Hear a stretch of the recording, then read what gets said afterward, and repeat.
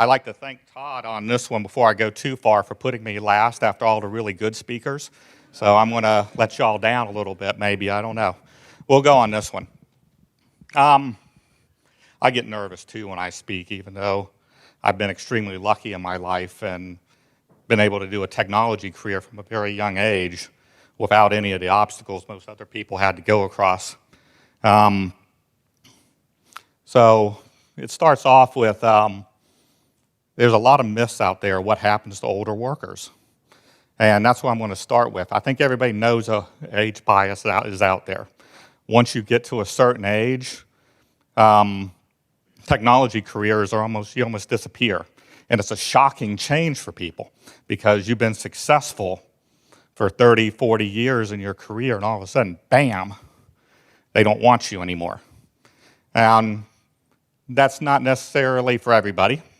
Half the people that hit 50 are going to be involuntarily separated from their job, and when they go out and find another one, when they still got 15, 20 years worth of work left in them, when they go back and find another one, they're going to find one that's pays less, probably is less prestige, everything else. And that's where you start coming into some interesting concepts. Because there's a lot of things they say. Why does that happen? They think one of the myths that pop up there is older workers, inflexible, out of touch. They're all used to seeing Bill Gates as a teenager, as we had him brought up, or Zuckerberg, or the two guys who started Google that I forgot their name of already. But I think one's Sergey, but it comes on that one, right? And they have all these people, you think there's these young dynamic groups that pop up.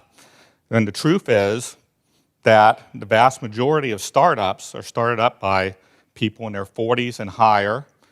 The successful ones, the ones that make money, or the ones that stay in business for more than 5 years, are actually started by people in their middle age. And maybe that's a slight difference. You don't get the mythology of these huge companies that we see out there now occasionally, but most of the ones that create our jobs are started by that one. So this really is a myth. And flexibility is one of those things. I don't know about you guys, but when I started 30 some odd years ago in technology, my first computer was an Atari 800 with 48 kilobytes of memory, right? And had a floppy disk, using a hole punch so you can flip it over and use the other side, stuff like that. My first paying job, I think I was using Novell networking devices. I forgot what it is, NetWare, something like that. Trying it, and then BNT connectors. So you start going back and thinking, I have changed technology, and now, and I have some of my coworkers are in the audience too, Kubernetes and Agile workspaces and Ansible and all those other types of things. I've changed technologies dozens of times in a 30-year career. So you've already proven that. When you hire somebody straight out of college, they haven't made that switch yet. And you actually lose a lot of people when when all of a sudden the technology changes it. It's something that changes the world for people. And I've actually seen this. I put in that second one up there, experienced workers will be bored with their new position, right? Because this job, I actually seen a recruiter on LinkedIn say that. Say, we don't want people who've been working a long time because they'll be bored. Obviously, there's a lot of reasons why somebody might take or apply for a job that's not technical or that isn't to the level of technology you've had before. You might want to do something again, because I love working in the cloud now, but I used to love picking up a server and shove it in a rack too. So, or running cables. Sometimes it's just, it might not be as technical a position, but it's something a little bit different. And you might just want to slow down. You might want to stay technical. You might not want to go to management, which a lot of things get pushed on that one. There's a lot of reasons for that. Let's see, what else got next? See, it's hard to read these signs on that one. I should have used a bigger font. Sorry on that one. I'm not following my own thing on this one. Younger management. My boss now is younger than I am. That's not terribly unusual because there's people who like to work for, there's people who want to go into management. I prefer to stay in front of a computer because I don't really like people. It gets weird over time on that one. The more you talk to them, the more crazy stuff happens that comes out of their mouths. Mainly my mouth most of the time at work, but that's a different story too. But that's really a management problem, right? It's not my fault that you're young and you're in charge of me. And when you start getting to these, you get these weird balances and dynamics. They think, well, I'm older, I know more than you do. But it actually is one of those interesting things when like a startup or a small company and you bring somebody older in, they see problems earlier because they've seen similar things before. Yeah, I admit, I don't really use my Atari Basic as much as I did when I was 17, but I know not to put a go-to statement into a Python program. So, it goes back to the old days, right? We don't have to number our lines either. Anybody ever use COBOL out there? Yeah, there's some people on that one. Still can't get the spacing right. You have to have all the letters in the right place. It's a scary one. I actively try to take an important part out of any COBOL machine I have, so we have to rewrite the application. Because eventually it's like, you don't want to deal with that. All right, what's number 4? Can I see that anymore? There we go.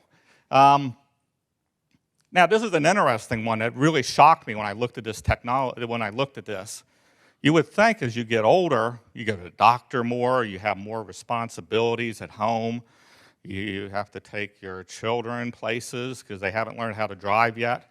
Generation Z doesn't get driver's licenses, right? That's what they're saying when they're supposed to. But that's another myth, too. I'm making fun of them, but I say that all this generational stuff that people come up, like Z and millennial, I'm actually X somewhere in there, so a lost generation. They called us the me generation at that time. If that sounds familiar to anybody who's really young now and they tell you you're self-centered and selfish and only think about yourself, they tell you about every generation for the young people. I say. It's just a matter of, it's lazy writing. I think they use the same stories over and over again, just change the technology. But I went off topic again because I love going on tangents. And that's a mathematical thing I'm going to ask you about after this is over. A, right there, here she is. Okay. Okay, what did I say? Well, but what I was saying on that one is older workers actually take fewer sick days than younger workers do, and which is remarkably shocking on that one. Because I know when I play sports, I feel it now. It's like I don't have to practice anymore because I'm not going to get any better. I learned that for a while there. It's like I am maxed out on whatever sport I am playing at this point.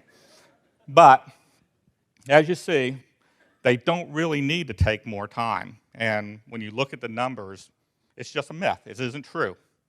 And this is one that's always out there, the myth of digitally native. People who've grown up with computers and devices and phones in their hands their entire lives. It's actually, it doesn't mean you're technically savvy. It just means you have a phone. Right? It's a different thing. It's what you have to do. It's as you grow into this philosophy, I'm moving this mic too much. I say another one of those things you got to learn of. I'm used to just yelling at work. We have an open workspace now. I just start talking and everybody listens. It's great. And the truth is, it's like we're not stuck with legacy views and different things. As I've said before earlier on in this thing, we've changed technologies hundreds of times, well, not hundreds, maybe dozens of times over the years.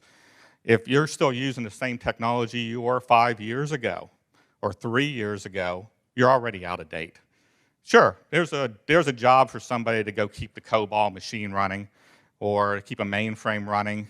Let's say, 2 minutes. Peace. Or is that peace? I don't know. We go whichever way it works on that one. But yeah, most of the time it's just, most of the time, I didn't fit into the demographics of this speech. I think Todd walked by me the other day. He didn't realize I was speaking, so it's one of those funny things. But But this is it gets interesting thing. I'll wrap up on this one because right now I've hit my mid-50s. This is when all the documentation out there says I'm hitting my peak salary. Realize that, and I keep looking at my thinking, I still got 15 years left to work. What's the motivation? And I think, and that's what it is. It's like, where do you give up on people who've been here forever? That all of a sudden I become a bad worker? Scott works with me. He's nodding. I can see that. He is. He sits beside me too. I have plants all over my desk. I'm very annoying to sit beside. That's why I only come into the office 2 days a week now. But I'm hitting my peak salary. One thing that one of my research I did notice on this one, that women actually hit their peak salary in their mid-40s. I don't really understand it. I'm sure people will tell me. I hope people do, because I'd like to know why, but it's just one of those other unique things. But a lot of the things I'm talking about here is what people should do to mitigate age discrimination or age bias. Because again, it's hard to think of myself as a victim because I've been in the middle of exciting technology boom over the last 30 years. And I don't think I am one. I haven't been laid off yet. And I know the real fear is I've never feared being laid off, but now I fear finding another job if I do. And that's the real shift on this one. And it's important, I think, when I'm hitting on this one. And this works for almost every other thing that might pop up. Realize it's cheaper to retrain than hire new, that we're more incapable of learning a new technology. We've done it millions of times in the past, and we'll do it again. Experience saves money more than anything else. And I'm just reading my slides now. I'm really losing it here. But it's not unusual for this, that you're walking up in an event, you see something that you've seen before, and then bam, you tell your younger manager, say, I've seen this before, but not in a way that's demeaning to the manager, saying, you stupid young person. No, you don't do that kind of stuff. You explain, saying, I've seen this is why I think we ought to move in this direction, and this is a danger that we might be running across. And you'd be surprised how often it does it. And, you know, when you have an older worker that's in the hiring pool, I don't know how many times I like to talk to recruiters every now and then just to feel what the world is like on that one. How many times did I talk to them and I start walking through because I've done things like shorten my resume to only the last 10 years worth of experience. You know, I haven't done the cosmetic surgery to make myself look younger yet on that side, but that's one of those exciting things too that I hear people are doing. But that seems a little bit drastic in my opinion. But when you go through this stuff and you see it, all of a sudden the recruiter realizes how old I am, what my salary is right now, and then they start saying, well, I don't think you're going to fit for this, even though they called me first, right? And I'm not interested in changing jobs right now anyway, because that's another thing that's one of those scary things about workers too. Older workers tend to be more loyal, tend to put up with more of the, I don't know, what's the word I can use that it goes with, like bull pooping, I guess, yeah. Baloney, whatever it is. We tend to put up with more of that stuff and not demand new things because, you know, over time you realize it. So that's it. Don't give up. Don't give up on old people. Feel free to hire them again and all the other good stuff. And again, Todd, thanks for putting me last so I could let everybody down. So there you go.